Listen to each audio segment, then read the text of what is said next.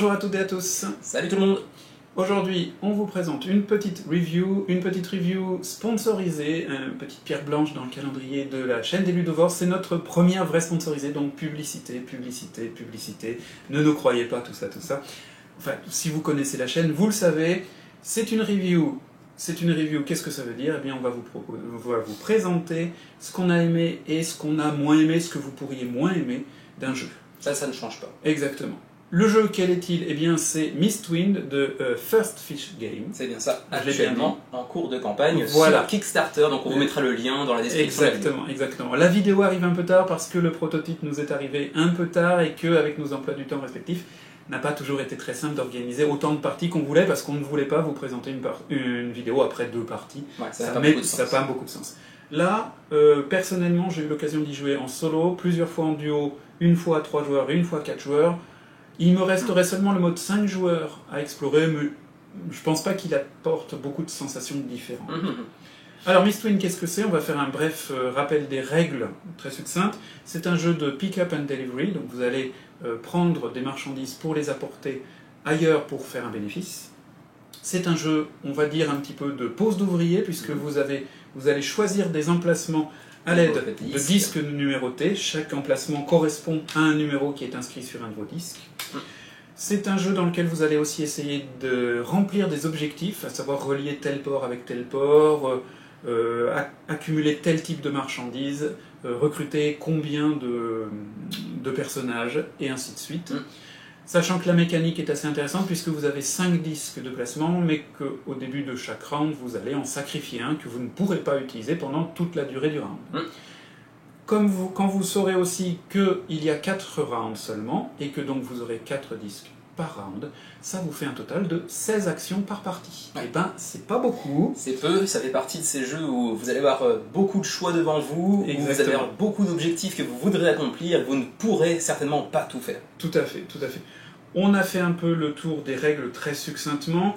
Vous avez accès normalement dans la campagne Kickstarter au livret de règles en version numérique. Je sais qu'il y a d'autres personnes qui ont fait une expli partie récemment, je crois. Je crois que c'est des francophones, ouais, je crois que c'est vous. Voilà. Donc si jamais vous voulez voir comment ça tourne à 2 joueurs, on vous renvoie vers notre vidéo qui devrait sortir à peu près simultanément pour avoir un aperçu global de toutes les règles. Exactement. On vous invite plutôt vers l'expli partie, mais bon, sachez donc qu'un peu de placement d'ouvriers, un peu de pick-up and delivery, un peu de construction de route également, pour construire une sorte de maillage urbain pour connecter les différents emplacements du plateau. Donc il y a tout un tas de petites mécaniques qui viennent s'imbriquer les unes avec les autres plutôt élégamment. Alors, c'est un jeu qui est proposé pour 1 à 5 joueurs. Ouais. Pour l'instant, donc je le disais, en solo, j'ai fait une partie qui m'a duré 45 minutes. La moyenne de nos parties en 2 joueurs a entre 45 minutes et 1 heure. Environ, ouais. Voilà, à peu près. À 3 joueurs, ça nous a duré 1h30, 40 parce qu'il y avait un nouveau joueur, donc ça a un peu ralenti. Et moi, la partie à 4 joueurs que j'ai fait nous a duré 2 heures. Ouais.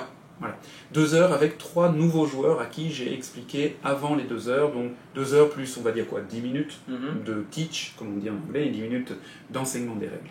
Donc c'est un jeu qui a finalement un format, pas court, mais un format moyen, on va dire, en termes de temps. Alors, c'est une review, donc d'abord, qu'est-ce qui nous a plu? Qu'est-ce qui nous a plu? Alors déjà, il y a beaucoup de choses à dire là-dessus. Oui, c'est vrai. Parce que, pour ce qui est de ma propre personne, mais je sais que Xavier, c'est un peu la même chose, c'est un petit coup de cœur que j'attendais pas. Oui. C'est un jeu que je suivais depuis quelques mois, depuis son annonce sur Kickstarter, certes parce que la direction artistique me plaisait beaucoup. J'avoue, j'ai cliqué sur le lien parce que j'ai vu une baleine volante. Moi, il m'en faut pas beaucoup. Ça fait très Ghibli, voilà, pour les Miyazaki, exactement. Voilà, de Miyazaki. On est sur un univers vraiment charmant visuellement parlant, le plateau est très joli également, très épuré, très lisible, mais très beau. Il fait ancienne carte un peu, parce qu'il y a des monstres un peu partout, il y a des paysages un peu partout, c'est vraiment très très joli. C'est très joli. Les cartes aussi sont plutôt jolies, même si les illustrations se répètent un petit peu. Mais via les stretch goals, j'ai pu comprendre qu'il y aurait des illustrations uniques qui viendront s'ajouter en plus. Exactement. Mais ouais, un jeu très joli déjà visuellement, avec de belles petites miniatures de baleines volantes sur leurs petits nuages par exemple. Tout à fait. Également les avant-postes. Les avant-postes qui, moi, encore une fois, me font penser à Ghibli, mais cette fois, le voyage de Chihiro, onsen hôtel dans lequel elle travaille, avec ces espèces d'étages un peu construits n'importe comment les uns sur les autres. Et cette grande cheminée, alors évidemment ici ce n'est pas une cheminée, c'est un phare, bien sûr, qui est présenté, mais visuellement ça a une présence sur la table. Ouais, c'est très joli. Honnêtement, ça donne envie de jouer. Oui, c'est vrai. D'autant plus quand vous commencez la partie avec rien et qu'à la fin de la partie vous obtenez, justement, vous voyez votre réseau et vous dites j'ai réussi à faire ça. Ça, je dois dire, visuellement, c'est satisfaisant. Ouais. Et ben justement, on peut rebondir là-dessus, c'est cet aspect de j'ai réussi à construire ça alors que je pensais pas forcément arriver jusque-là en fait. Vous avez un jeu qui va avoir une belle courbe, alors d'apprentissage aussi, mais ça on y reviendra par la suite, mais une belle courbe de, comment dirais-je, d'actions que vous allez pouvoir accomplir au fur et à mesure que votre partie se développe. Vous allez construire vraiment progressivement votre réseau en partant de rien. Et je suis toujours étonné à la fin de la partie d'avoir réussi à faire autant de choses. Tout à fait. Même si pour la partie qui vient de s'écouler, si vous avez vu l'expli partie, j'ai perdu. Bon, j'ai moins d'expérience que vous aviez aussi. Bon, mais c'est vrai, je suis peut-être aussi un petit peu moins doué sur ce type de jeu-là. Mais c'est vrai, mais pour ma partie à 4 joueurs, j'ai vu d'autres joueurs qui sont des joueurs, cette fois expérimentés, à d'autres joueurs, qui ont développé des stratégies qui ont été assez payantes et à laquelle je n'avais pas du tout pensé. Et franchement, c'était très intéressant de voir comment la manière de penser de chacun influence notre développement et ça a un impact direct sur le visuel et sur les choses en jeu parce que du coup, vous construisez une stratégie et quelqu'un vient prendre l'emplacement que vous convoitiez parce qu'il a joué avant vous et vous l'avez bien là. Ouais. Voilà, toi ça t'est arrivé malheureusement une ou deux fois. Bah oui, justement, c'est ce jeu avec une belle courbe de progression au sein même d'une partie. On va s'étendre de plus en plus. Et puis donc ensuite, tu parlais de cet aspect donc, de placement de disques où on va parfois prendre l'espace d'un autre joueur, enfin l'espace que lui convoitait, tout à fait. Avec ces petits mouvements un petit peu frustrants, mais les disques sont utilisables dans d'autres emplacements par la suite également, donc on n'en est jamais forcément trop atteint, trop victime, dans le sens où il y a toujours quelque chose à faire derrière. Mais il y a aussi une vraie gestion du timing, parce qu'on a des disques, on en a 4, on va chercher à accomplir les actions dans le meilleur timing possible, sachant que si je veux d'abord accomplir cette action-là, ça veut dire que les 3 autres disques, pour l'instant, ces actions auxquelles je veux les attribuer, vous ne pouvez pas les faire, vous allez devoir attendre et potentiellement laisser un autre joueur en prendre possession. Tout à fait. C'est super intéressant. C'est intéressant de ce côté-là, tout à fait, en effet. Et c'est un jeu, moi, qui m'a surpris aussi, quand j'ai ouvert la boîte et que j'ai vu le livret de règles, et que j'ai vu que le livret de règles, sans les règles solo, sans les règles pour 5 joueurs et sans les 2 pages d'iconographie, faisait 3 pages et demie, 4 pages de règles. Je me suis dit, ça va être du léger familier. Eh ben non. Alors évidemment, on n'est pas non plus dans un Lacerda ou dans un Mind Clash, mais c'est un jeu qui pour moi propose un bon challenge, un vrai challenge solide. Avec, si vous ne l'avez pas encore vu, je vous conseille d'aller voir l'Expli Party. Kevin a plusieurs fois été proie un peu à la paralysie analytique. Et c'est vrai que c'est un jeu qui peut vous... Qui peut s'y prêter. Voilà, parce que finalement, il y a plein d'options intéressantes et tout dépend quelle est votre, non pas stratégie, mais tactique. Il faut savoir rebondir. Il faut savoir s'adapter au moment, de se dire, finalement, je peux plus faire ça, donc je vais essayer de faire ça. Voilà. De ce point de vue, c'est super intéressant. Mais ça peut provoquer effectivement un petit peu de AP, comme on dit. C'est ça. Le point encore visuellement qui me plaît, c'est que vous l'avez déjà vu si vous suivez la campagne. Là, ce que nous avons, c'est un prototype, mais ce qui sera proposé avec les stretch goals qui ont déjà été débloqués va encore améliorer le jeu parce que chaque couleur aura sa petite boîte, donc la mise en place sera plus rapide. Il y aura encore d'autres cartes en plus. Peut-être même des jetons nettement plus personnalisés et plus jolis. Enfin, ça, c'est du bling après, mais c'est toujours appréciable. Toujours appréciable. Donc voilà, moi, franchement, une surprise que j'attendais pas. En 2023, je misais rien du tout sur ce jeu puisque je n'en avais vu que des visuels. Et puis c'était pas un éditeur qui s'était fait un nom jusqu'à présent avec des jeux flamboyants, quoi. C'est un éditeur qui a déjà plusieurs jeux à son actif, mais personnellement, alors je ne connais pas tout, mais je n'en avais malheureusement pas entendu parler. C'est pas des jeux qui m'attiraient en tout cas pour le peu que j'avais pu en voir, donc c'est vrai que quand j'avais vu Mistwind et les auteurs qui sont derrière, parce que c'est quand même les auteurs de Sagrada aussi, il est bon de le préciser, j'étais déjà surpris par la direction artistique et par les grands noms des auteurs qui étaient accolés. Mais c'est vrai que je n'avais pas une grande attente et vraiment on est sur un jeu avec des règles très simples mais avec une vraie profondeur de gameplay et ça c'est super intéressant, ça fait partie de cette catégorie de jeux que l'on mentionne parfois de simple à apprendre, difficile à maîtriser. C'est ça, tout à fait. Clairement on entre vraiment dans cette catégorie là, en plus de ça pas trop long à jouer. C'est vrai. Donc vraiment, c'est vraiment intéressant. Vraiment super intéressant de ce point de vue. On va peut-être passer aux points négatifs, les points qui nous ont moins plu ou qui pourraient vous plaire moins. Moi j'en ai un. Si vous recherchez de la vraie interaction entre joueurs, il n'y en a pas tant que ça. La seule interaction qu'il y a entre les joueurs, c'est de prendre la place de quelqu'un d'autre. Et techniquement, vous aurez à mon avis beaucoup moins intérêt à le choisir pour dépiter les autres que pour servir votre propre stratégie. Donc finalement, l'interaction va être une interaction en négatif.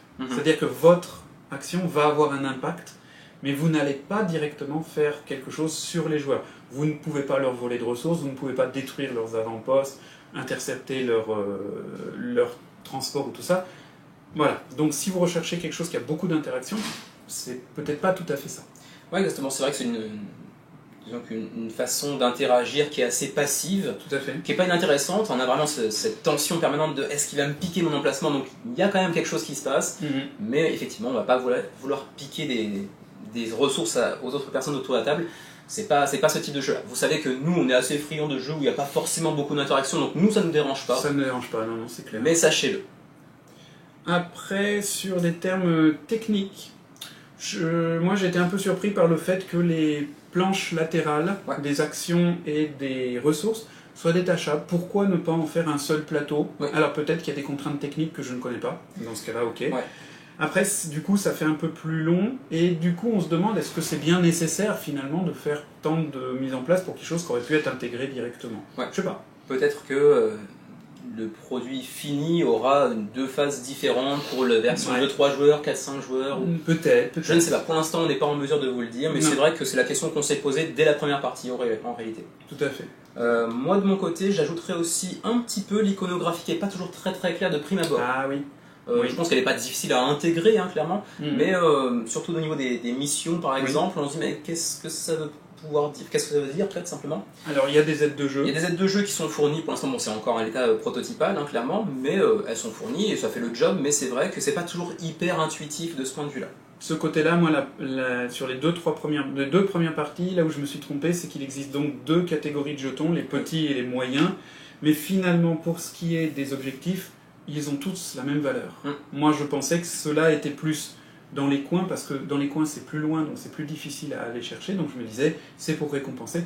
En fait non, tous les jetons d'une couleur sont valables pour la mission qui concerne cette couleur-là. Ça c'est vrai que l'iconographie là m'avait un peu induit en erreur. Même la mission individuelle, la première fois j'avais pas très bien compris oui c'est vrai. Les liaisons qu'il fallait absolument faire. Et peut-être que l'erreur justement ça a été de montrer les liaisons en ligne droite. En ligne droite, En ligne droite parce que on a eu le cas avec un joueur qui s'est dit finalement là c'est plus court mais ça rapporte plus de points. Et finalement quand il a compté les nodes de communication, il a vu que c'était pas plus court, mais il n'avait pas vu que la ligne droite pointillée était juste là pour bien vous montrer, vous devez aller de là à là. Mais le chemin n'est pas vraiment imposé. Donc quelques petites imprécisions peut-être sur l'iconographie. Rien de méchant, ça permet, on joue quand même très bien, mais voilà, un petit peu de choses. Ensuite, on peut peut-être ajouter, et vous le verrez, vous pourrez peut-être en témoigner si vous regardez notre Expli Party, c'est que le mode à 2 joueurs, c'est un mode à 3 joueurs avec un automa qui n'est pas très intéressant. Pour moi, il équivaut à peu près à celui d'une Imperium à 2 joueurs. C'est-à-dire que là aussi, il y a un joueur qui ne fait que bloquer. Voilà.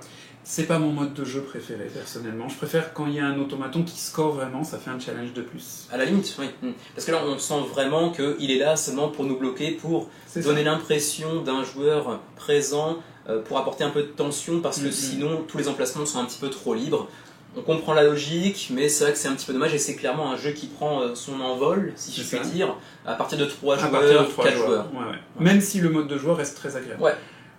J'ai joué en solo, finalement c'est la même chose qu'à 2 joueurs, mais en fait au lieu d'avoir une couleur qui est gérée automatiquement, vous avez 3 couleurs. D'accord. Il faut mélanger les 3 couleurs, et donc mélanger 3 couleurs de disque, c'est pas super simple.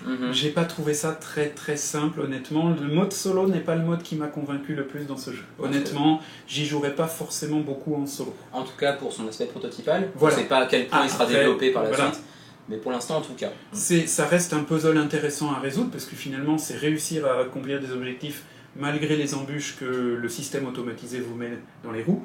c'est pas inintéressant, mais moi personnellement je préfère me battre contre un automaton plus agressif, plus réfléchi.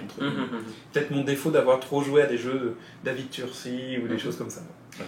J'ajouterai un autre point qu'on a peut-être oublié de mentionner dans les aspects positifs, mais sur lequel je vais rebondir en négatif également. Ouais. C'est un jeu qui possède une grande variabilité, parce qu'on a pas mal de missions différentes pour chaque région. On a les petites missions communes ici qui vont changer à chaque partie également. Les cartes qui vont pas sortir vraiment dans le même ordre à chaque partie, qui parfois sont influencées par le lieu où elles vont sortir, le numéro où elles vont sortir. Donc c'est un jeu qui a une grande variabilité, mais j'aimerais en avoir encore un peu plus. Oui, je vois ce que tu veux dire. Il y a beaucoup d'effets qui sont quand même très similaires les uns aux autres. J'aimerais bien des petits trucs supplémentaires qui viennent un petit peu briser ou tordre un petit peu les règles. Là, d'un autre côté, ils sont un peu obligés parce que si on fait quelque chose qui fait, par exemple, déplacer un transport vers une zone marron, bah, il faut faire une carte pour les autres zones. Bien sûr. Donc ça fait déjà 4 cartes. Oui, bien sûr. Mais j'aimerais je comprends encore tout à fait. Tout est plus de variété. Je comprends tout à fait ce que tu veux dire, un peu plus de variété, ouais, tout à fait. Mais déjà en l'état, comme on a pu le dire dans l'XP Party, on n'a pour l'instant aucune partie qui s'est déroulée comme la précédente. Non, c'est plutôt un très bon point. Moi, en termes de variabilité, tu vois, là c'est la même chose, mais là, encore une fois, peut-être que techniquement, au point de vue matériel, ça serait trop difficile à réaliser. La carte est imprimée telle qu'elle avec les ressources déjà positionnées. J'aurais aimé, mais ça c'est mon côté deluxifié, en fait une carte en dual layer et qui à chaque fois qu'il y a un emplacement de port, ça soit un creux et que en fait on répartisse au hasard. Mais du coup peut-être qu'au point de vue des mécanismes, ça créerait des configurations qui seraient trop faciles ou au contraire trop difficiles. Je suis pas convaincu par cet aspect-là parce que admettons par exemple tu pars avec champignon et rien ailleurs. C'est un peu la loose quand même. Bah, ça n'empêche que si tu prends que le violet, tu n'as quand même que 4 cases violet, donc ces deux-là ne pourraient être que dans 3 configurations disponibles. Si trop de ressources sont stockées dans un endroit... C'est un risque qui peut arriver. Ça peut être assez souvent. Là, c'est bien réparti. Même si, comme tu l'as dit, il y a des régions qui ont plus ou moins de cases. Par exemple, la zone violette a 4 cases. 1, 2, 3, 4, 5 cases. Alors que la zone verte en a 1, 2, 3, 4, 5, 6, 7 cases. Voilà. Donc il y a une petite répartition qui est pas forcément équilibrée. Voilà, il y a un petit déséquilibre. C'est peut-être voulu. Je pense que c'est voulu. En termes de jeu, je pense que c'est voulu, tout à fait. En termes de game design, ça peut se justifier, mais tout à fait. Prendre ça aussi avec des pincettes. Ma foi, je crois qu'on a fait à peu près le tour. Bon, on va finir sur une note qui est évidemment, vous l'avez entendu, globalement extrêmement positive. Ouais, clairement. Pour moi, pour l'instant, c'est le hit inattendu de 2023. Ouais, je l'attendais pas. Dans sa catégorie, dans sa catégorie. Bien sûr, bien sûr. Je l'attendais pas, il est venu, il m'a convaincu, et même si c'est un prototype, finalement, il fait le même effet qu'à l'époque le prototype de Unconscious Mind. C'est-à-dire que même à l'état de prototype, on a envie de le ressortir et d'y jouer. Ouais. C'est plutôt un bon signe. Ça fait un peu produit fini, ouais. Même si le matériel pourrait être du coup un peu meilleur dans la version finale, mais c'est un proto qu'on n'aurait aucun mal à ressortir avec plaisir. C'est clair. D'ailleurs, j'aimerais bien le ressortir assez rapidement. Ça serait sympa. Parce qu'il y a vraiment une courbe de progression, on la ressent, et j'ai envie de progresser dans ce jeu-là. Tout à fait. J'ai envie d'aller dépasser les 40, 45 points. Et moi j'ai envie d'avoir plusieurs baleines sur la piste, c'est clair. D'explorer différentes pistes. C'est ça. Vraiment super intéressant, joli petit coup de cœur assez inattendu. Tout à fait. Donc penchez-vous sur le sujet de Mistwind parce qu'à mon avis il le mérite, c'était assez inattendu et ça risque de faire parler de lui à l'avenir. Tout à fait. Eh bien, merci beaucoup, je crois qu'on va conclure là-dessus. Merci d'avoir suivi cette review. Si vous n'avez pas encore regardé l'XP Party, c'est le moment d'y passer. Sinon, eh bien, on vous dit à très bientôt sur les Ludovores pour une nouvelle vidéo. Salut! À la prochaine!